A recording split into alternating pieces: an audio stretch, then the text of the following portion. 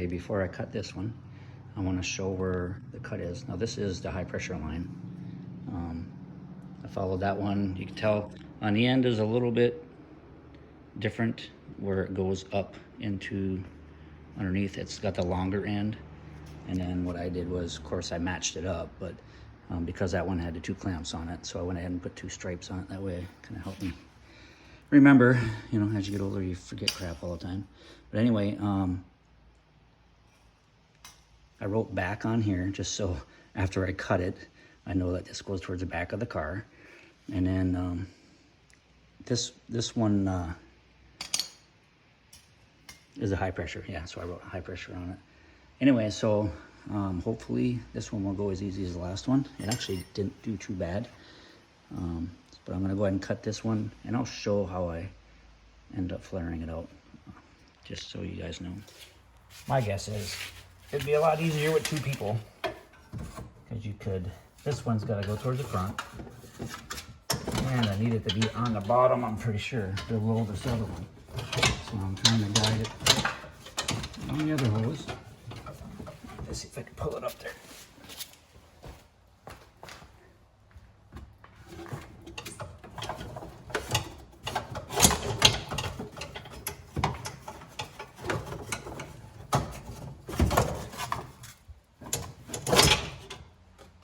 Okay, it's kind of going in the right direction there. Let's see if I can finish it off here.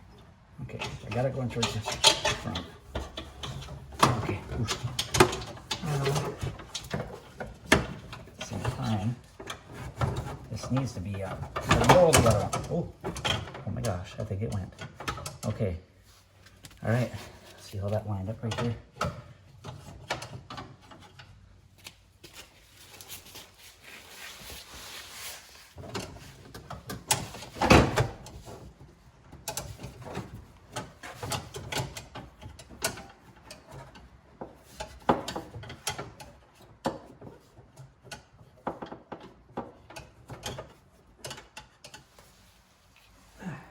Well, it ended up on top of the other one, but I think actually that's how it needs to go. So I am going to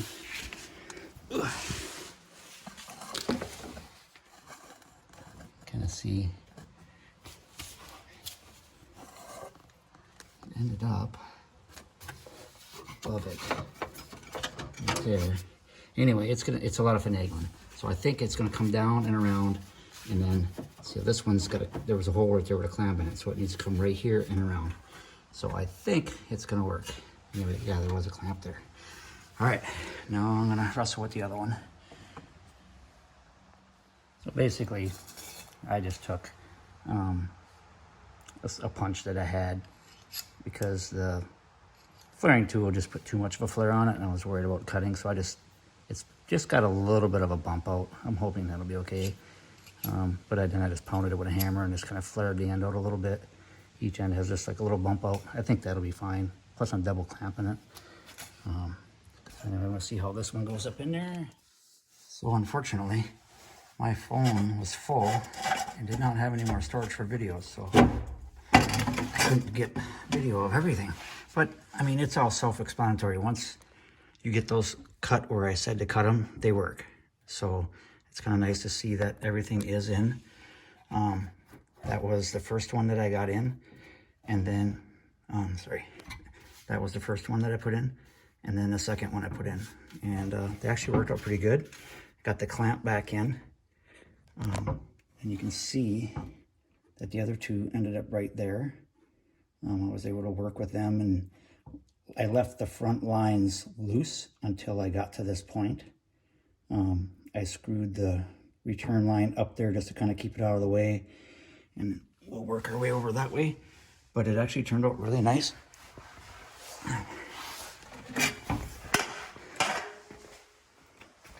And see where it comes down, around and in. I'm glad I didn't put the cuts right there. I mean, it probably would have been all right, but that one little bend in there, when we were, when I was trying to get that out, just wouldn't work. But that would have been a nice spot, because then you wouldn't even have seen the hose clamps. They'd be up behind the wheel well. And then, of course, it comes around right there, and you can see the 2 clamps right there. Didn't turn out too bad. And then, of course, right in here, they get tucked up underneath here. And I put that one little clip back on both the lines. Follow it back down and around. Of course, they come down and around right here. I might need to play around a little bit more just to, and do some zip ties to kind of get them up and around. I don't know if their bends that they did in them were exact or not, because it is a little bit weird right here.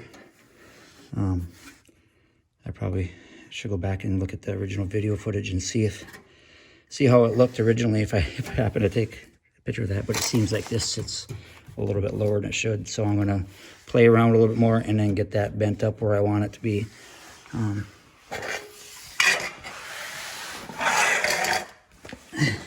can see I got the new clips on there, the plastic holders.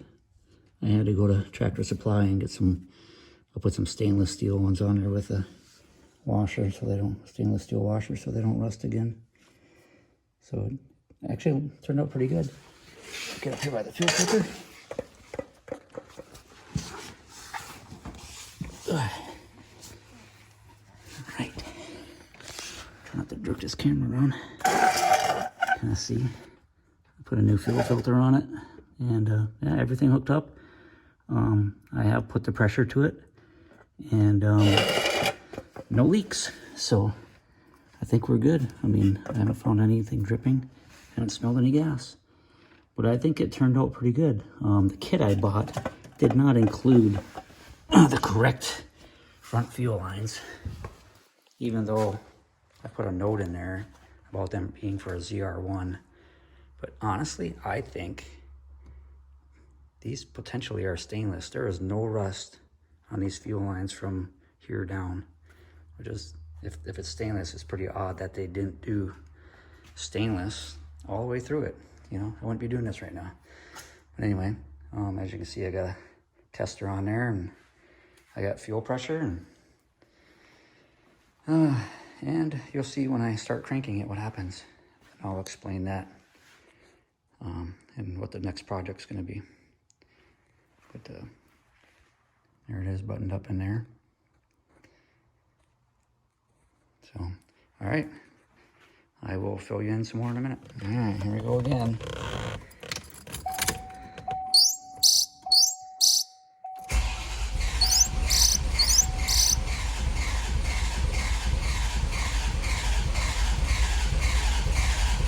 Oh, come on, baby.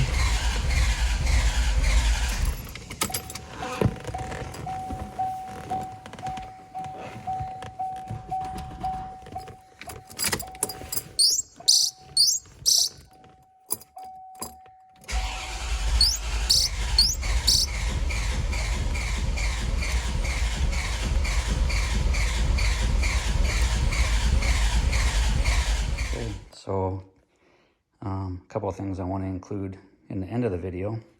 After you saw me trying to start it and it did not start. Well, I did a little troubleshooting, and it ended up being, it's getting fuel, it's getting spark, but the injectors are not firing.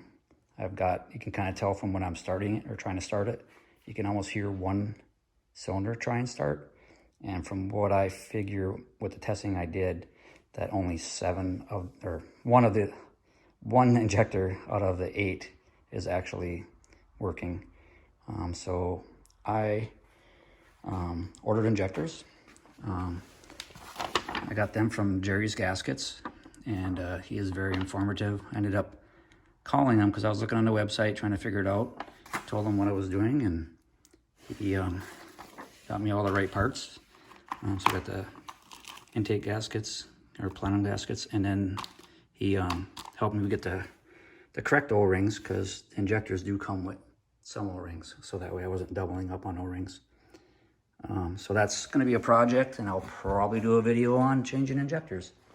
While I'm changing injectors, I decided my 33-year-old starter is going to get changed out, even though it seems to be cranking really good. I went on Rock Auto, and without the core, it was like, I think $110. But It doesn't look like a reman. It might be, but the thing isn't. I mean, it looks brand new to me. I'll probably keep the core. It's only $40 core, I think. I'll keep the original one, and well, once I pull it out and see how good a shape it is, it's in. If it's worth going through it and rebuilding it, keep a spare on hand. Okay, and then my fuel pumps came in. Originally, I had ordered the higher output ones, and they were on back order, and it was taking for a while. And then after talking to Jerry at Jerry's Gaskets, told him that I was waiting on a fuel pump, and then I heard what I had ordered, and he said I really didn't need that. You know, probably because, especially since I'm keeping everything stock anyway. So I just got the standard pressure pumps, which, you know, you always think higher pressure is gonna be better. I just figured it would help. You know, I didn't know how good the pumps were or not, but that's what I ended up buying. I got it from Lingenfelter. They were very cool about. I emailed them and asked if I could swap out the standard pumps for the high pressure ones that I had on order, and they did it no problem.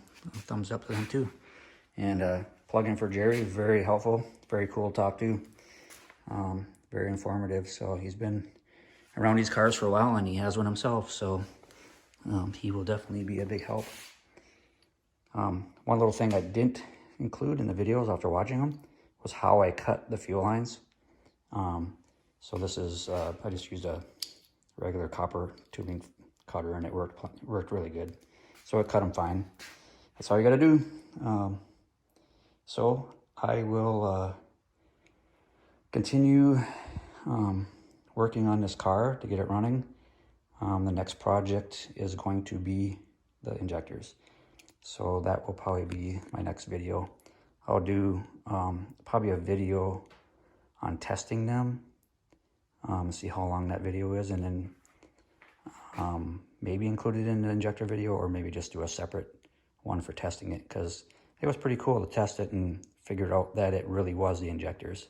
I went ahead and ordered the injectors assuming they were bad, because I did squirt a little starting fluid in the plenum just to see if it would kick over, and it started. So I know everything else is working. It's just the injectors have to be plugged up from sitting so long. Like I said, I have no idea how long this was sitting. Definitely over 10 years. It sure seems like it, the way everything has been going so far. But anyway, on to the next video, and I hope you continue watching. Thumbs up, I don't know, subscribe, all that good stuff that everybody keeps talking about. I do have more subscribers since I started doing this, so that's kind of cool. Just fixing this car up is going to be a fun project. You know, you think a lot of times fixing up old cars, you know, you're dealing with all the headaches of redoing the body and rust and everything, but it's kind of nice. This thing has a few rusty little parts on it that can be easily cleaned, but it's more of a mechanical challenge than it is having to redo the body and doing body work, which I don't mind. I like working on stuff. Sometimes my body doesn't agree with me, but I can't wait to do a video of this thing running down the road. Appreciate you guys watching my videos. I'm hoping I'm entertaining enough, informative enough, maybe not entertaining. Anyway, thanks again, and look forward to the next video.